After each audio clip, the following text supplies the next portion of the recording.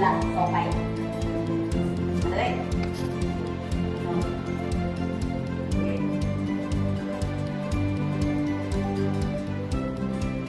ไม่นับจับไปเร็วไม่ปืนใครใส่กองมีมือมาข้าพเจ้าอยู่สาขาเป็นข้าพเจ้าตัวแทนจากสาขา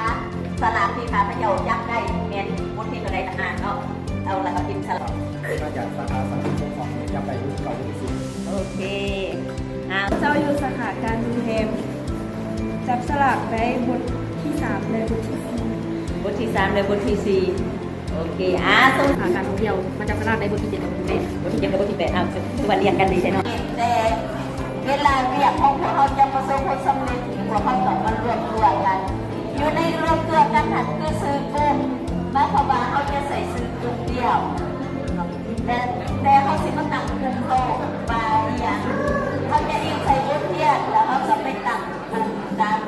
ให้มันได้ความหมายแล้วก็สโลแกนของกลุ่มคือเก่าแล้วก็ยามนั้นให้สมาชิกรายงานตัวคือกันว่าข้าพเจ้าซื้อสาขาอภิเษกพวกพอทีวีนี้ข้าพเจ้าอันนี้เป็นยุคลืมจึงอาทิตย์หน้าเป็นลืมเน้น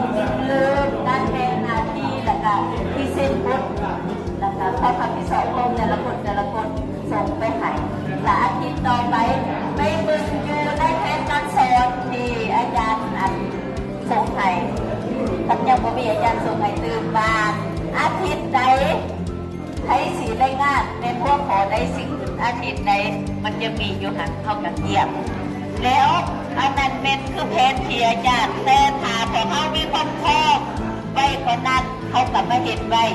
เขาเห็นไว้เขาสำเร็จเปียกกุ้มเลิกหรือว่าเป็นภารกิจกลุ่มต่อไปเขาก็เห็นเปียกของตัวเองเซ็นสรุปบทเรียนเห็นผลโพลิโอแล้วก็เห็นแบบยกหลักปฏิบัติมาเวลาอาจารย์ประเมินการเรียนของนักศึกษาอย่างไรอาจารย์จะติดตาม